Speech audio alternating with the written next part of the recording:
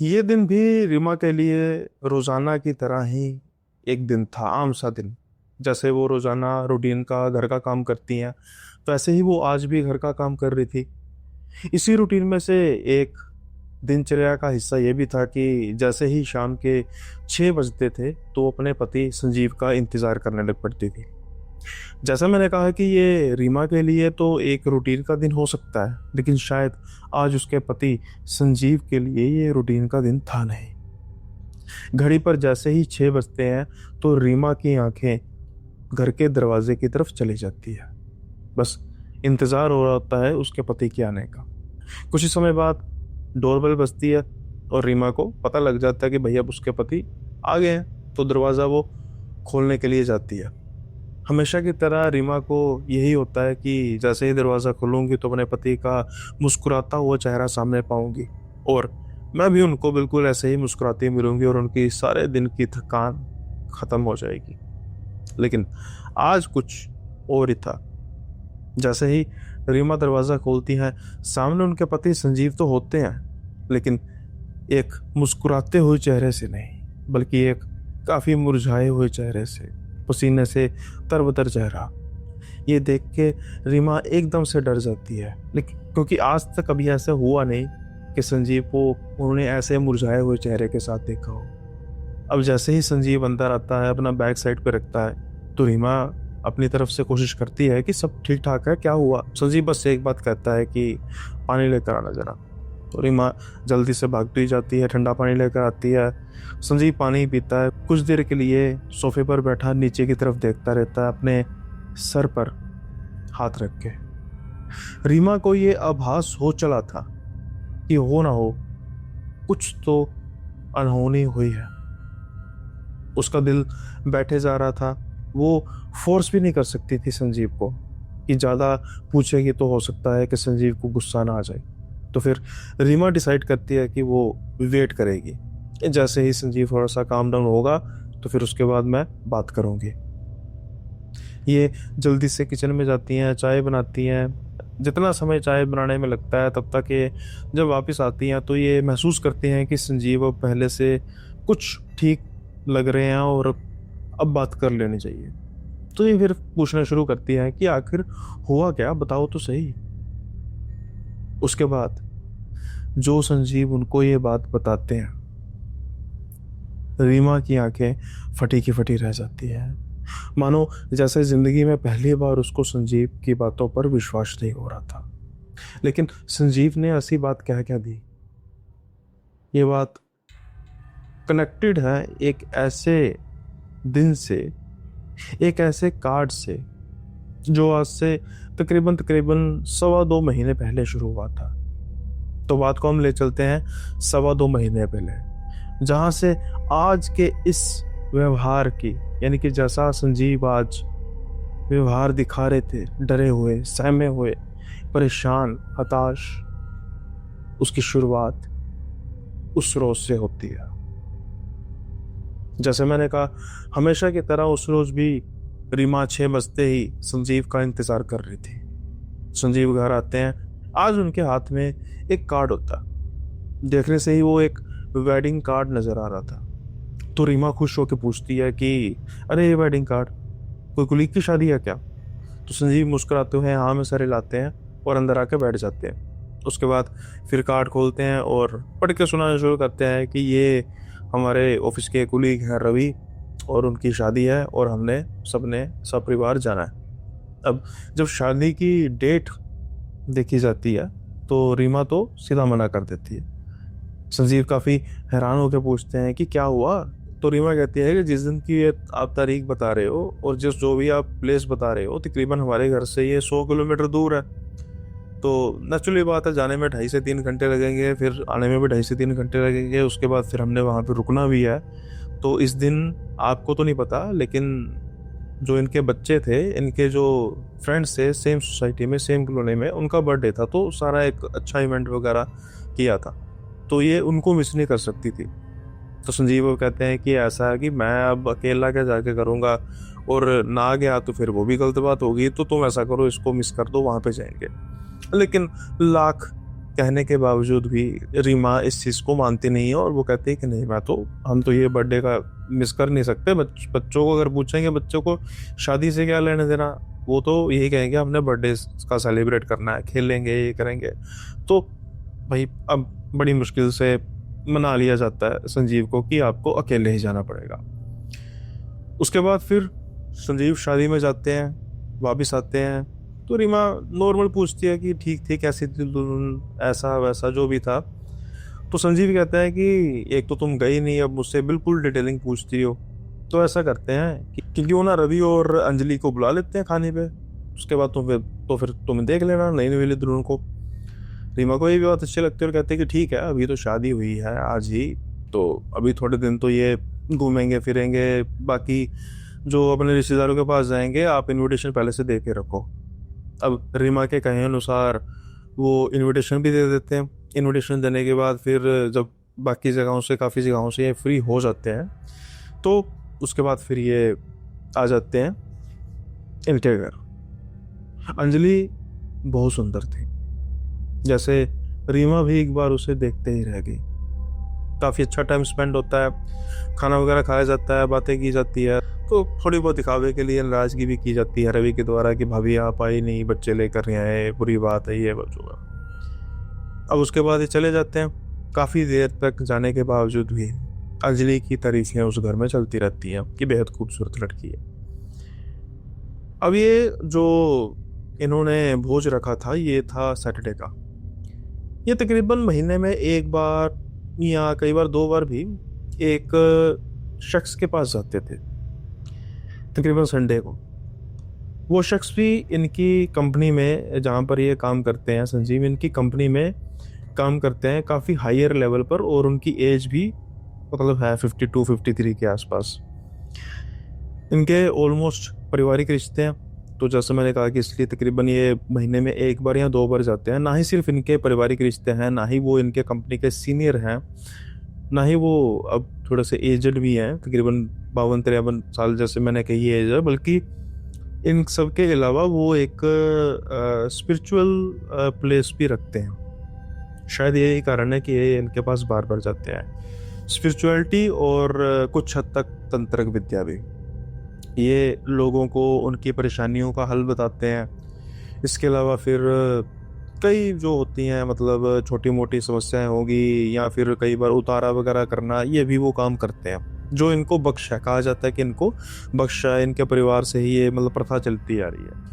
इसलिए इतनी बड़ी कंपनी में काम करने के बावजूद भी ये अपने जो ये पारिवारिक जो है वो परंपरा उसको निभाते आ रहे हैं। जो रीमा थी ना, खास तौर पर उसको जाना पसंद था, क्योंकि वो एक तरह से ना बातूनी तो थे, लेकिन उनकी बातें काफ़ी इंटरेस्टिंग होती थी कि वो हमेशा जब मिलते थे तो ज़्यादातर यही बातें करते कि कैसे उतारा किया, उस पर कैसे कोई चुड़ैल चढ़ गई थी, जैसे कैसे कोई उस पर कोई जिन्न आ गया था, कैसे राक्षस आ गया था, ऐसे से अलग अलग बातें करके वो मन बहलाते रहते थे, खास तौर पर रीमा और संजीव का। तो बड़ी अच्छी इनकी एक अच्छे तरीके से चलती थी। अब उम्मीद करता हूँ कि आपको थोड़ा सा सब बैकग्राउंड पता लग गया होगा, क्योंकि जो मैंने अभी बातें की हैं ये सभी इंटरकनेक्टेड बातें हैं, और इन सब का आपस में जुड़े रहना और आपका पता रहना काफ़ी ज़रूरी है, ताकि किस्सा आपको अच्छे से समझ आ सके। अब हम किस्से के अगले पड़ाव की ओर बढ़ते हैं, लेकिन उससे पहले आपको थोड़ा सा कष्ट उठाना पड़ेगा, यानी कि अगर चैनल पर नए हैं फिर तो सब्सक्राइब ज़रूर कर दीजिए, और अगर चैनल पर नए नहीं है, आ रहे हैं रोज़ाना लेकिन सब्सक्राइब नहीं कर रहे, तो फिर हाथ जोड़ के बेनती है, भाई कर दीजिए सब्सक्राइब। कब करेंगे, किस दिन का इंतज़ार किया जा रहा है। और साथ के साथ वीडियो अच्छी लगे, यानी कि कहानी ये अच्छी लगे पूरी जब होगी, तो लाइक करना मत भूलिएगा, हाइप जरूर कर दीजिए चैनल को, और साथ के साथ ही कमेंट में बाद में फीडबैक ज़रूर दीजिए कि कैसा लगा आपको किस्सा। खैर, अब ये सब कुछ 3 चीज़ें मैंने बता दी। एक रीमा और संजीव की एक रूटीन, दूसरा एक इनविटेशन किसका, रवि और अंजलि की शादी का, और तीसरा एक ऐसा इंसान जो इनकी ज़िंदगी में काफ़ी अहमियत रखता है और उनसे वो महीने में कम से कम 1 या 2 बार स्पेशली पर्सनली उनके घर पे मिलने जाते हैं, और उनकी जो क्या है, स्टेटस क्या है, वो भी आपको मैंने बता दिया। अब हम वापस आते हैं उसी दिन पर, यानी कि उस दिन पर जब संजीव काफी डरा हुआ घबराया हुआ था। तो कुछ देर बाद जब संजीव थोड़ा सा ठीक महसूस करता है तो फिर रीमा पूछना शुरू करती है कि अब आप बताइए कि इतना क्या कुछ ऑफिस में हुआ है, कुछ क्या हो गया, मुझे बताओ तो सही। तो संजीव कहते हैं कि मैं वो शादी पे गया था ना, रवि और अंजलि की, वो आए थे। कहते हैं हाँ हाँ, बताने की क्या जरूरत है, मुझे पता, जानती हूँ। अरे यार, अंजलि की डेथ हो गई। अब जैसे ही वो ये बात सुनती है रीमा, उन्हें एक झटका सा लगता है। जो हाल कुछ समय पहले संजीव का नजर आ रहा था, सेम वही हाल अब रीमा का नजर आ रहा था।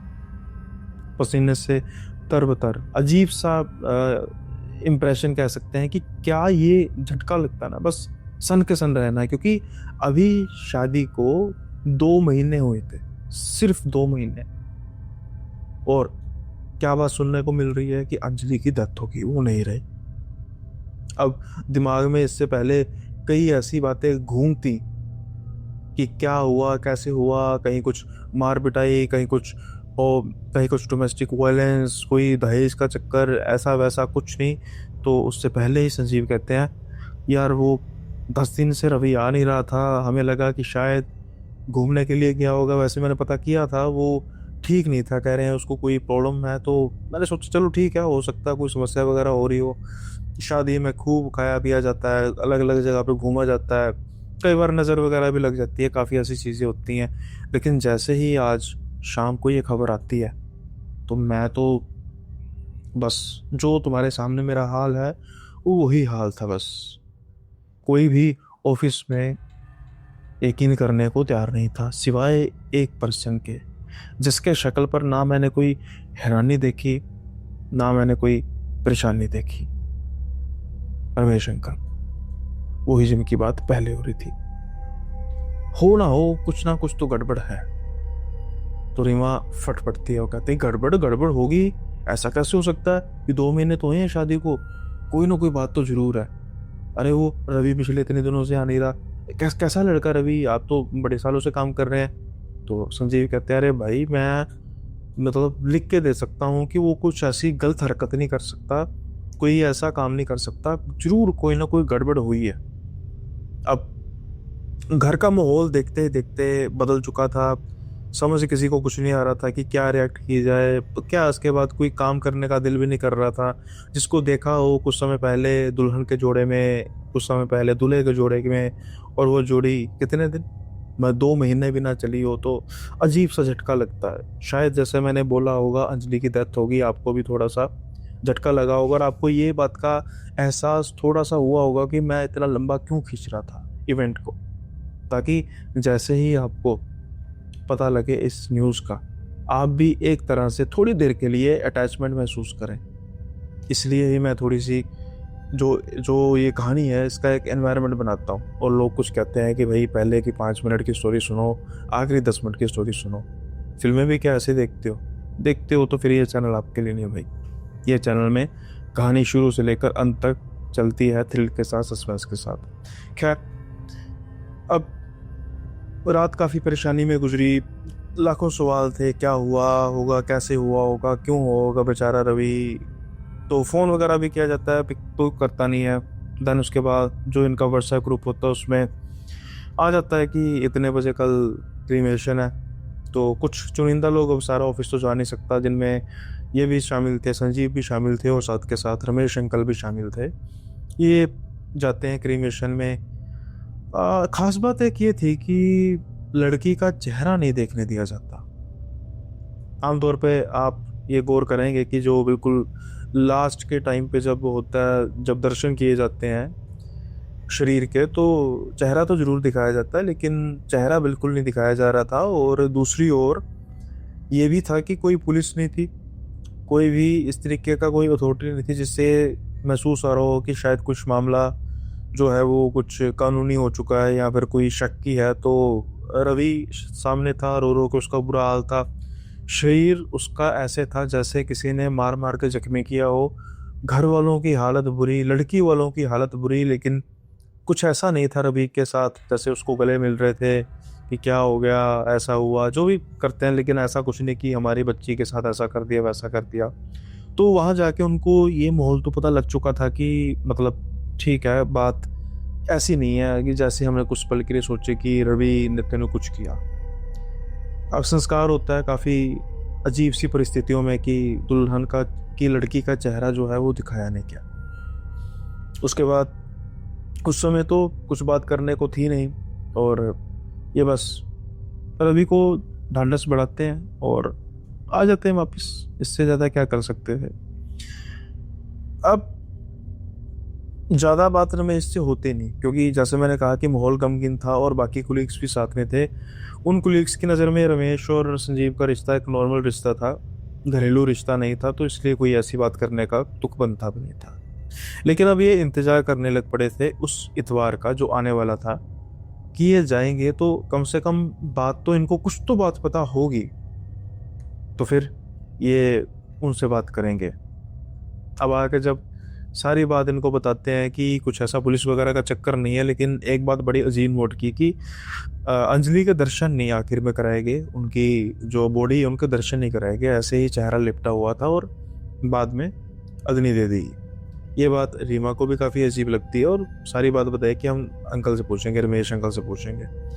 तो वो भी इंतज़ार करने लग पड़ी संडे का। संडे आता है, ये वहाँ पे जाते हैं।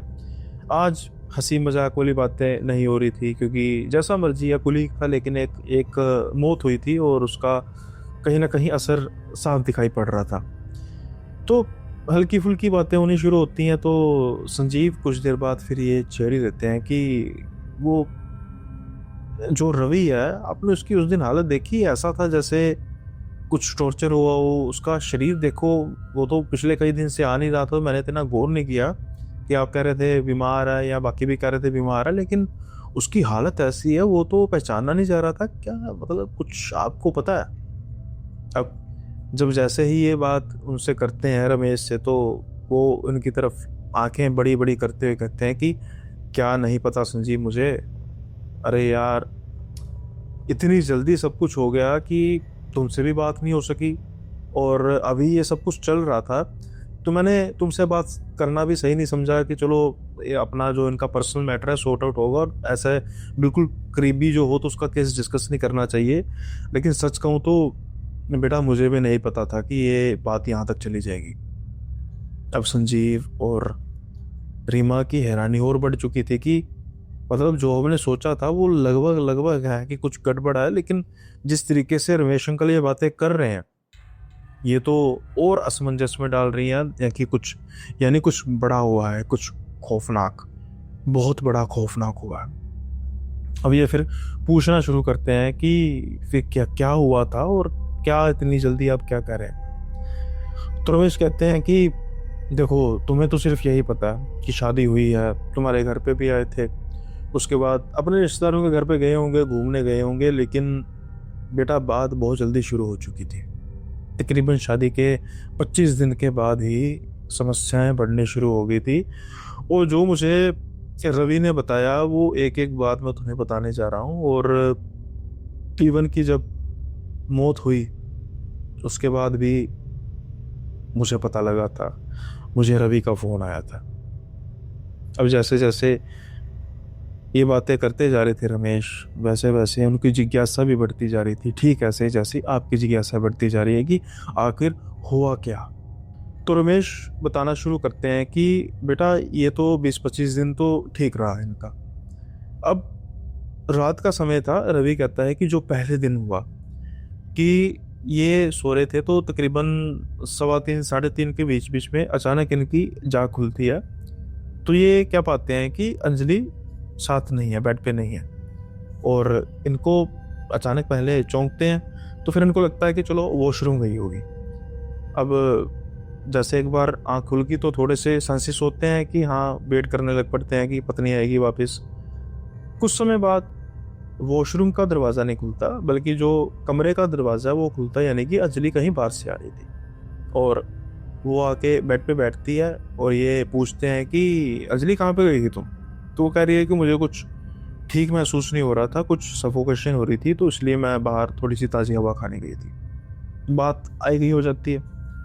अब ये यहाँ तक जो है वो बात हुई, और उसके बाद आई गई बात होगी, जैसे मैंने कहा कि कुछ बड़ा था नहीं। अगले दिन रात के समय फिर वही होता है। इसको कोइंसिडेंस भी समझे कि उसी समय रवि की आंख भी खुलती है, उसी समय वो देखते हैं कि अंजलि आज भी उसी समय वहां पर नहीं है, बेड पर नहीं है। और कुछ समय बाद फिर से दरवाजा खुलता है और वो अंजलि आके बैठ जाती है, और फिर वही सवाल, फिर वही जवाब। ऐसा 3-4 दिन चलता है, और हर बार एक बार माना जा सकता है, 2 बार माना जा सकता है। तो रवि कुछ दिन तो इग्नोर करता है, लेकिन फिर उसके बाद कुछ बातें बढ़ने लग पड़ती। कुछ दिन इस बात को हो चुके थे और ये चीज लगातार चलती जा रही थी। अब फिर रात का समय होता है और रवि की तकरीबन वो उसी समय पर जाग खुलती। फिर वो देखता है अंजलि बेड पर नहीं है। फिर उसका ध्यान दरवाजे पर जाने लगता है, लेकिन उससे पहले ही जब वो बिल्कुल बेड के सामने की जगह पर देखता है, तो एक बार से उसके तो पैरों तले जमीन खिसक जाती है। क्योंकि जो वो नज़ारा सामने देख रहा था, कुछ देर तो उसकी ये हालत होती है कि वो बोल भी नहीं सही तरह से कि पाता, वो पूछ भी नहीं पाता। अंजलि बिल्कुल सामने फर्श पर बैठी हुई थी, बाल उसके बिल्कुल बिखरे हुए थे, आगे की तरफ आए हुए थे, और वो सर को धीरे धीरे ऐसे ऐसे करके घुमाए जा रहे थे।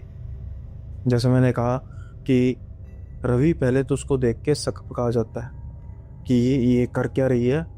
अब वो डर भी रहा था, जो माहौल सामने बना था, सामने की खिड़की से हल्की हल्की रोशनी उसके चेहरे पर पड़ रही थी, और ये सारा माहौल काफी खौफनाक बना रही थी।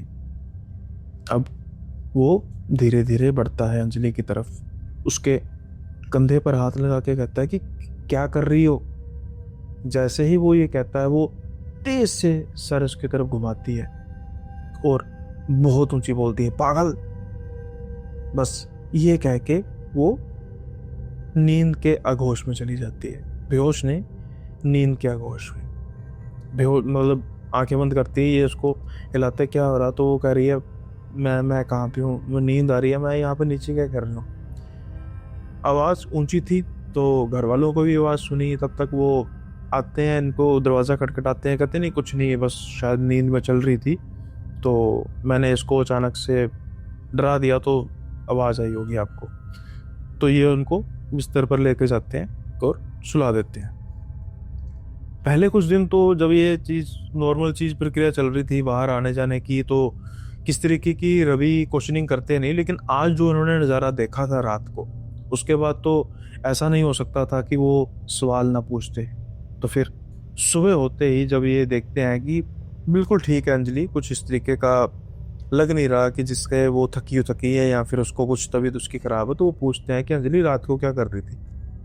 तो अंजलि बिल्कुल एक ऐसा मुंह बनाती है कि जैसे तो उसको पता नहीं। वो कहती मैं क्या कर रही थी, मैं तो सो रही थी आराम से।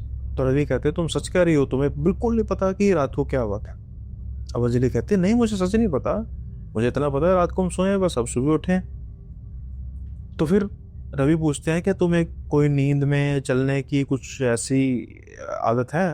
तो कहते नहीं, कभी ऐसा मतलब मम्मी पापा ने अभी मुझे कभी ऐसा कहा तो नहीं है बिल्कुल भी। तो रवि को फिर लगता है कि चलो ठीक है, हो सकता है, रेयर केस कोई ऐसा हो सकता है, तो ठीक है, वो फिर इस बात को जाने देते हैं। लेकिन जो ये सिलसिला था वो टूट नहीं रहा था। इस दौरान इनका कहीं छोटे कहीं घूमने का 1-2 दिन का वीकेंड पे जाने का प्रोग्राम हुआ। वहाँ पर जो होटल था वहाँ पर कुछ ऐसा नहीं हुआ, मतलब जैसे रात के समय में ये बाहर गई हैं वापस नहीं है।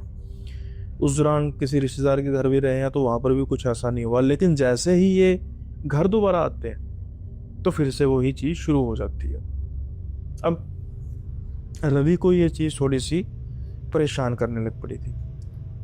एक दिन रवि ये मूड बनाते हैं कि इस बार जब ऐसा होगा तो मैं कहूँगा कि ये क्या मजाक बना कर रखा है, घबराहट होती है, सफोकेशन होती है।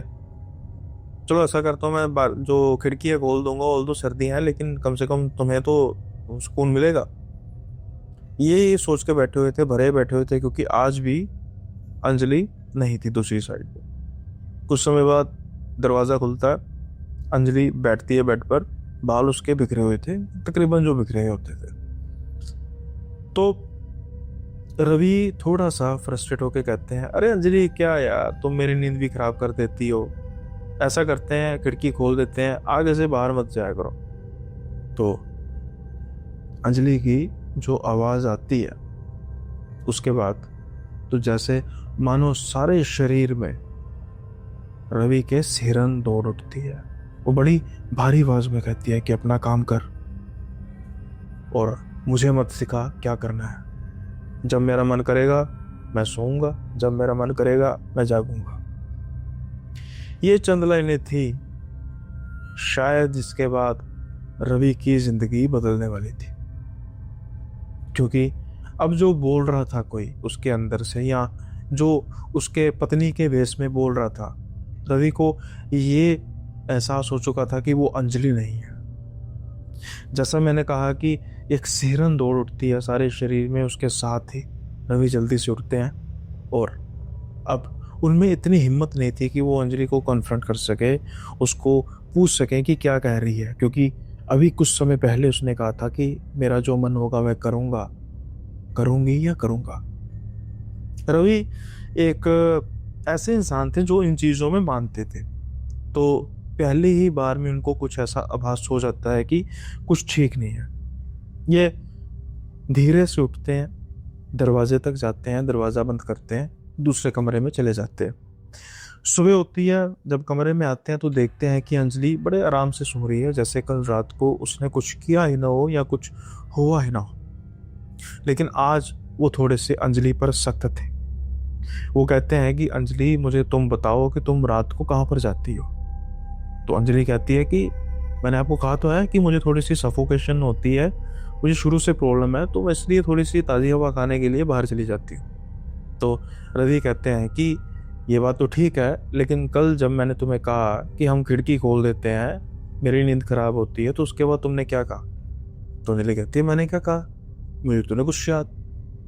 अब रवि थोड़ा सा उस पर चिल्लाते हैं कि बेवकूफ़ बनाने की कोशिश मत करो, तुमने उसके बाद जो कहा अगर तुम्हें नहीं याद तो फिर मैं तुम्हें याद कराता हूँ। तुमने ये कहा जो मैंने कहा, अब उसको क्या दोहराना। और बात ये नहीं है तुमने ये कहा, बात ये है कि जब तुम ऐसा बोल रही थी तो किसी औरत यानी तुम्हारी आवाज़ नहीं, किसी मर्द की भारी आवाज़ आ रही थी। मुझे सच सच बताओ कि क्या चल रहा है। अब कुछ देर तो अंजलि इस चीज़ को डिनाई करती रहती है कि नहीं नहीं ऐसा कुछ नहीं है, तुम क्या कर रहे हो, क्या बातें कर रहे हो, ऐसा वैसा। लेकिन जब रवि बार बार उसको कहता है तो बात करते करते अचानक से अंजलि के हाव भाव बदलते हैं और वो कहती है कि जा, करूँगा जो करना चाहता हूँ, तू क्या कर लेगा, तेरे में है हिम्मत मुझे रोक लेगा, इसने जो किया है इसका इसको फल तो मिलेगा। बस ये ऐसे बोलते हैं अंजलि के अंदर जो भी था। और अचानक से अंजलि फिर झटका खाती है, कहती है आप बोलो तो सही, मैंने आपको कह तो दिया। रवि को ये आभास हो चुका था कि कुछ ना कुछ बहुत बड़ी गड़बड़ है। गड़बड़ तो है, ये तो साबित था, लेकिन बहुत बड़ी गड़बड़ है। रवि कुछ ज़्यादा बात करते नहीं है और उसके बाद वो घर से चले जाते हैं काम पे। आज वो काफ़ी परेशान थे। अब दिन ब दिन ऐसी हरकतें बढ़ती जा रही थी और ना ही सिर्फ अब ये एक सिंबॉलिक चीज़ थी बल्कि ये फिजिकल चीज़ भी हो रही थी। रवि की तबीयत अचानक से डाउनग्रेड होनी शुरू हो चुकी थी। वही अंजलि, उसकी तबीयत पर भी कुछ ना कुछ फ़र्क पड़ रहा था। सुबह जब वो उठती तो जहाँ से वो उठती उसके उस एरिया में खून के निशान मिलते। धीरे धीरे ये बातें साबित होती जा रही थी कि ये काले जादू से कोई जुड़ी चीज़ है। रवि को ये लग रहा था कि शायद किसी ने अंजलि पर काला जादू कर दिया और इन पर भी कर दिया, क्योंकि दोनों की तबीयत डाउन होती जा रही है और अंजलि का व्यवहार वो तो बिल्कुल अजीब सा है। इनको भी पता था रमेश जी के बारे में कि ये थोड़ा बहुत जानते हैं इन चीज़ों को, और ये हार के फिर बात करते हैं इनके साथ कि ऐसे ऐसे सर हो रहा है, मैं बहुत परेशान हूँ, अभी आपके सामने शादी को दिन ही कितने हुए हैं और पता नहीं ये क्या मुसीबत मेरे गले पड़ गई। मतलब मैं अंजलि के बारे में नहीं कह रहा, लेकिन हम दोनों के साथ जो हो रहा है वो आप देखिए।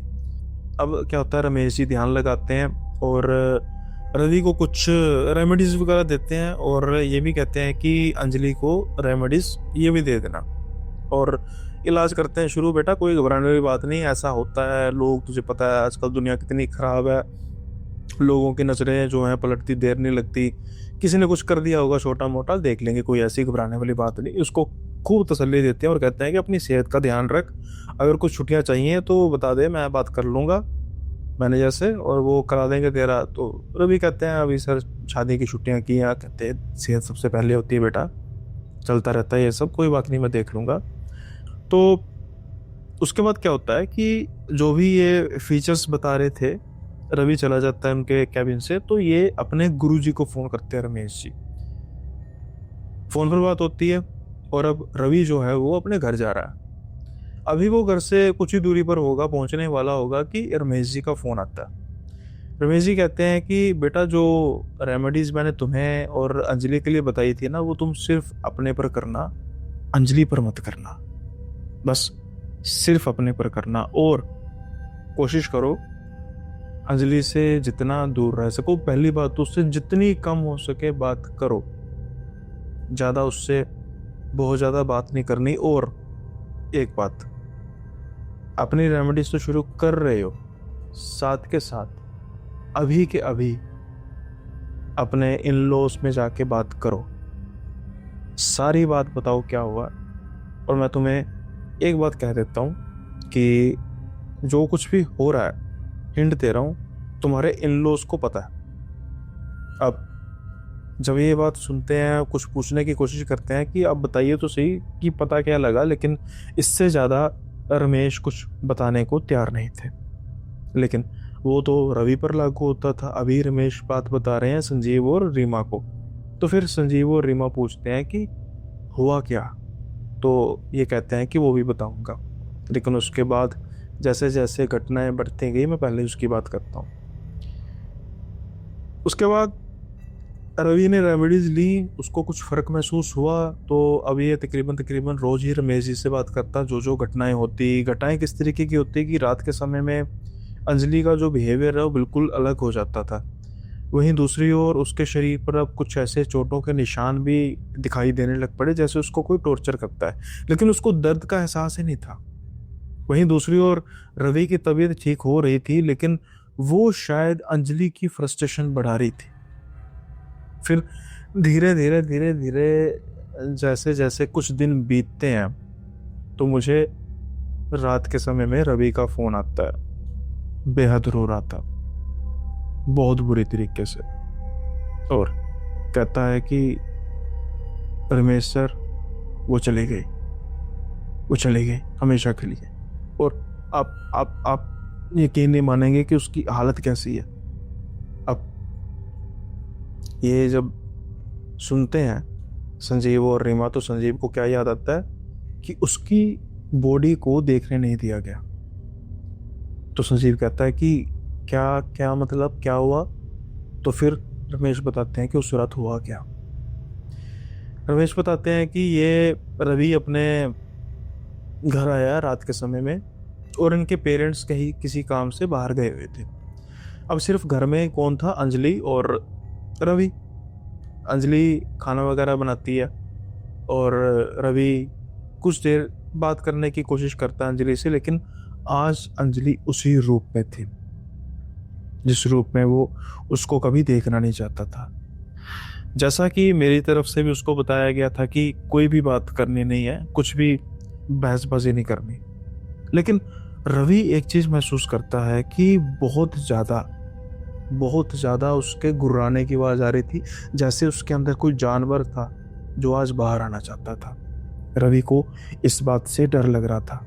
रवि खाना खाने के बाद दूसरे कमरे में चला जाता, और अब कुछ समय वो परेशान होता है, कोशिश करता है अपने रिश्तेदारों वगैरह से भी शायद बात करने की, इस बात के बारे में नहीं कि उसका मन थोड़ा सा हल्का हो।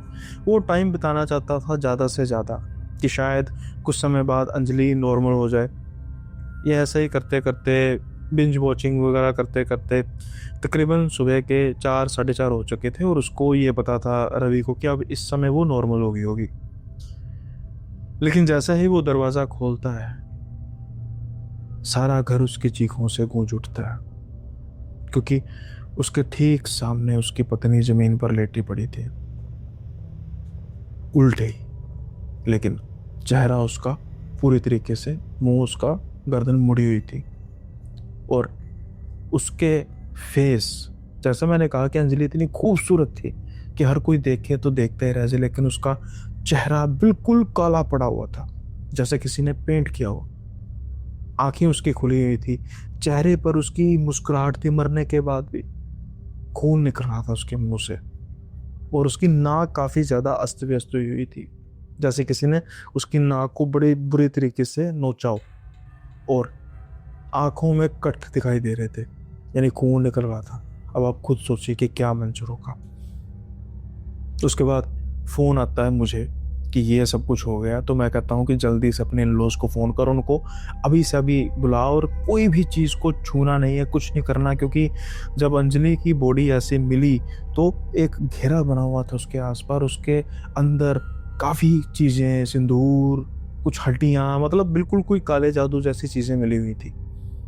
अब जब ये सब होता है तो उसके बाद फिर सारा प्रोसेस इन-लॉज को पहले बता दिया गया था, तो ये सब सारा होता है तो जल्दी से जल्दी संस्कार की कार्यवाही जो है वो करने की कोशिश की जाती है, लेकिन फिर भी कम से कम 1 दिन तो लग ही जाता है। अब ये जब सुनते हैं संजीव और रीमा, तो ये तो दंग के दंग रह जाते हैं। रीमा बेचारी रोने लग पड़ती है और कहती है कि बेचारी अंजलि, उसके साथ क्या हुआ, इतना बुरा हुआ। लोग तो आजकल लोगों का तो क्या कहें, अरे बेचारों की अभी शादी हुई थी तो क्या बेचारी एक एक काले जादू की भेंट चढ़ गई। लेकिन रमेश कहते हैं कि बेटा वो बात ठीक है, काले जादू की भेंट चढ़ गई, लेकिन ये किसी ने नहीं किया था। तो रीमा कहती है कि मैं समझी नहीं। तो रमेश कहते हैं कि ये अंजलि ने खुद किया था। अब जैसे ही ये बात सुनते हैं तो संजीव और रीमा तो हक्के बक्के रह जाते हैं कि मतलब अंजलि ने खुद अपने आप को मारा। तो रमेश कहते हैं कि मैं ये नहीं कह रहा कि उसने खुद अपने आप को मारा, लेकिन उसने वो काम किया कि वो बच नहीं सकती थी। तुम्हें याद है कि जब मैंने रेमेडीज दोनों के लिए दी थी, कुछ समय बाद फिर मैंने फोन करके कहा कि सिर्फ तुम ही रेमेडीज करोगे, यानी रवि, अंजलि को नहीं। तो संजीव थोड़ा सा पूछते हैं कि अंकल आपको कुछ पता था तो आप बचा नहीं सकते थे। तो अंकल कहते हैं, नहीं कि रमेश कहते हैं कि नहीं बेटा, अब वो बात जो है हद से बहुत ज़्यादा जा चुकी थी, और जब मरीज खुद ही ठीक ना होना चाहता हो तो फिर बचाना असंभव हो जाता है। और वो भी जब ऐसे काले जादू के किस्से हों जहाँ पर भाई हम जो रूहानी शक्तियों का क्या करें कि जब सामने खुद शैतान जो है उसने अपना जो चेला बनाया वो भी नहीं चाहता उसको छोड़ना, और वो भी अब ये बातें थोड़ी सी ऊपर जा रही थी। तो अब रमेश उसको सिंप्लीफाई करते हैं कि मुझे क्या पता लगा जब मैंने गुरुजी को फ़ोन किया। जब रवि मेरे पास से गया, रवि को तो मैंने समझा दिया कि अरे छोटी मोटी बात होती है, कुछ ऐसी छोटा मोटा टूना टोटका कर देता है, लेकिन जैसे ही वो बातें कर रहा था मुझे आभास हो रहा था कि कुछ बड़ा तो है। तो अभी जो मेरी नॉलेज थी उस हिसाब से मैंने हल्की फुल्की रेमेडी दे दी, क्योंकि मुझे भी लग रहा था कि शायद अंजलि पर भी किसी ने कुछ किया होगा। लेकिन जब मेरे गुरुजी से बात होती है तो गुरुजी को मैं जब ये सारी बात बताता हूँ तो गुरुजी कहते हैं कि देखो, रवि के साथ जैसा करना है करो, उसको जो तरीका बताना बताओ, लेकिन अंजलि को कोई भी रेमेडी नहीं देनी। और एक बात, वो मरेगी, वो बहुत जल्दी मरेगी। जब ये मैं बात सुनता हूँ तो मैं सकपका जाता हूँ कि गुरुजी अगर ऐसा है तो फिर हमें उसे बचाना चाहिए। कहते नहीं, उसने शैतान को खुद बुलाया है, अब शैतान उसको लेकर जाएगा, और जो भी वो प्रक्रिया कर रही थी उससे गलत प्रक्रिया हो गई। वो कुछ सिद्ध करने की कोशिश कर रही थी, किसी ऐसे शैतान खबीस को सिद्ध करने की कोशिश कर रही थी, उससे वो सिद्ध हुआ नहीं, उससे वो गलत हो गया, उल्टा पड़ गया। अब वो उसको मारकर ही सांस लेगा और उसके बीच में कोई भी उसे बचाने की कोशिश करेगा। तेरे जैसे मरेंगे तो नहीं, लेकिन तुम्हें भी बहुत नुकसान होगा। और अगर कोई आम इंसान ये कोशिश करेगा उसको बचाने की, वो भी मरेगा। तो इसलिए मैं कह रहा हूँ कि रवि को बचाओ, उसको रेमेडीज दो ताकि वो बचा रहे। मैं ये बात कह देता हूँ कि कुछ ही दिनों की खेल है बस, उसके बाद ये मरेगी। और हुआ भी बिल्कुल ऐसा ही। अब उन्होंने डिटेलिंग में क्या बताया कि ये फिर इनके इन लॉज से बात हुई जब अब डेथ हो चुकी है, तो फिर रवि का मुझे दोबारा फ़ोन आया कि अंजलि किसी के बहकावे में आ चुकी थी शादी से पहले। अरेंज मैरिज तो थी, लेकिन हर लड़की के एक सपना होता है कि भाई पति, मतलब कईयों का खास तौर पे कि पति कंट्रोल में रहे। तो पता नहीं इनके कोई, मतलब शहर में ना कोई नोन है, मतलब इसकी सहेली है, सहेली के आगे रिश्तेदार है, और इसकी सहेली की पहले शादी हो चुकी थी। तो सहेली अपनी बड़ी सक्सेस स्टोरी बताती थी कि मैंने, मेरे पति जो है वो मेरे से बिना पूछे कुछ नहीं करते, मेरी सास है, सारा घर मैं, मतलब मैंने कंट्रोल में किया। तो ये जो अंजलि है, इसका भी इंटरेस्ट बन गया कि कैसे कैसे धीरे धीरे उसने बताया कि मेरे ऐसे कोई रिश्तेदार है, वो थोड़ा सा ऐसे ब्लैक मैजिक करती है और बस उन्हीं की बदौलत है। अब ये अंजलि वहां पर जाना शुरू होगी, और धीरे धीरे जब उसने काला जादू सीखना शुरू किया, तो जो वो लेडी थी ना, उसको लगा कि ये होनहार है, मतलब ये जल्दी सीखेगी। तो धीरे धीरे वो कुछ एक्स्ट्रा लेवल, मतलब ऊपरले लेवल की इसको चीज़ें सिखाने लग पड़ी। और कुछ समय बाद फिर ऐसा इनका तालमेल हो गया कि इसने बताना शुरू किया कि हम ऐसे एंटिटीज़ को सिद्ध कर लेते हैं, फिर हम उनसे मनचाहा काम कराते हैं। तो ये तो था कि ताकत किसको अच्छी नहीं लगती, तो ताकत दिमाग भी खराब कर देती है। वही अंजलि का हो गया। अब वो पागल हो चुकी थी, उसको खबीस वो सिद्ध करना था। अब उसको ये बता तो देती है, पता नहीं वो भी पागल थी क्या थी, ये भी कच्ची थी। अब इसने जब सिद्ध करना शुरू किया, इसने शुरू में सिर्फ और सिर्फ रवि को निशाना बनाया। जो भी रवि की हालत खराब हो रही थी, वो अंजलि की वजह से खराब हो रही थी। वो पता नहीं क्या उल्टा सीधा इस पर कर रही थी, और रवि जो है दिन ब दिन डाउन जाता जा रहा था। वहीं दूसरी ओर ये खबीस सिद्ध करने के लिए जाती थी, और इसका काम हो गया उल्टा। जिस दिन इसने वो सारा, जिस दिन इसकी बॉडी मिली, उस दिन ये खबीस को सिद्ध कर रही थी। और कुछ ऐसा हुआ, कोई ऐसा मंत्र उल्टा हुआ कि खबीस ने इसको मौका नहीं दिया। उसको भी लगा कि ये एक कच्ची खिलाड़ी है और बस दूसरा मौका नहीं मिला। और ये बात इन लोग को बता दी गई थी, ये बात नहीं की गई थी कि अंजलि ऐसे मरेगी, क्योंकि अगर उसको लेकर कुछ करते तो सभी को अंजाम भुगतना पड़ता।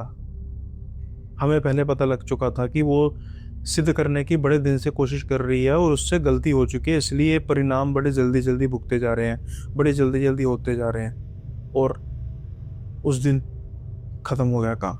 इन लोग से जो पहले बात हुई थी, उसमें फिर ये बात सारी बताई गई, और इन लोग ने भी एडमिट किया कि हाँ एक ऐसी शख्स है, हमें भी शक है, अब हम बेटा कर क्या सकते हैं, सारी बात बताई। और वो माफ़ी तलाफ़ी भी आ गई। अभी तो कुछ दिन ही हुए हैं शादी को, तो बड़े बेचारे, मतलब भले मानस इंसान है वो। और फिर ये सब कुछ खुलकर जब सामने आया, और जब ये मौत हुई, तो वो क्या कह सकते थे। तो बिना किसी कोई कानूनी प्रक्रिया के संस्कार कर दिया गया। और ये देखो आजकल लोगों का हाल। अरे यार, शादी को रमेश अंकल कहते हैं कि क्या यार, क्या एक नई जिंदगी शुरू होते होते खत्म हो गई। तो ये था किस्सा उस पत्नी का, जो बस इंसान सीधा रास्ता नहीं देखता, खुशियों का टेढ़ा मेढ़ा रास्ता, उसको कंट्रोल करना, और आखिर में देखो क्या हो गया। अब रवि का क्या हुआ। रवि, नेचुरली बात है, कई महीने जॉब पर नहीं आया। हाँ, रमेश अंकल ने उनकी हीलिंग की, क्योंकि उसकी बहुत ज़रूरत थी। अब वो मानसिक रूप से बहुत ज़्यादा प्रताड़ित था इस चीज़ को लेकर भी। लेकिन जैसे मैंने कहा कि उनके इन लॉज बड़े भले मानस थे। तो उनकी दूसरी बेटी थी संचिता। जब उनसे संचिता से बात करने की कोशिश की इस बारे में, उसको भी अपनी बहन के बारे में पता था, और संचिता को बड़ी देर से पता था। संचिता उसको रोकती भी थी इस काम के लिए कि तू ये काम मत कर, ये ठीक नहीं है। तो जब संचिता से बात की गई, अगर हम बात करें शादी की रवि के साथ, अब देखो इतना बुरा हुआ बीच में, हमारी बेटी की गलती से हुआ, तो रवि के घर वालों से भी बात की गई। हालांकि रवि के घर वाले शुरू में घबराए कि भाई पहले जो आई थी उसने कम किया था क्या, लेकिन फिर रमेश अंकल ने बीच पड़े, क्योंकि संचिता को देख लिया था कि भाई इसका कोई ऐसा लेना देना नहीं है, तो फिर रवि की शादी संचिता से की गई। आज दोनों खुश हैं। इस बात को कुछ साल बीत चुके हैं। अंजलि की खौफनाक यादें तो उनके मन में अभी भी हैं, लेकिन संचिता ने काफ़ी हद तक उस पर काबू पा लिया। संचिता एक होनहार, सुंदर और बड़ी ही एक प्यारी सी लड़की है, जिसने रवि को संभाला उस खौफनाक दौर से जो उसकी सगी बहन ने उसको दिया था। खैर, हाँ, इस दौरान एक बात और हुई कि वो घर छोड़ना पड़ा, क्योंकि खबीस ने भले ही उसका जो काम तमाम कर दिया, लेकिन अब वो उस घर में आ चुका था और वहां पर किसी का रहना मुनासिब नहीं था। ये रमेश अंकल ने बता दिया था। तो काफ़ी बड़ी चीज़ें हुई इस चीज़ को लेकर। उम्मीद करता हूँ कि ये किस्सा आपको अच्छा लगा होगा सुनने में, और ऐसा है तो कर दीजिए काम अगर आपने अभी तक नहीं किया, यानी कि लाइक शेयर का कमेंट में ज़रूर बता दीजिए, और साथ के साथ ही सब्सक्राइब जरूर कर दीजिए अगर चैनल पर नए हैं या फिर रेगुलर आते हैं बट अभी तक सब्सक्राइब नहीं किया। जल्दी मिलेंगे अगले एपिसोड में नए किस्सों के साथ। तब तक के लिए बाय बाय, अपना ख्याल रखिएगा।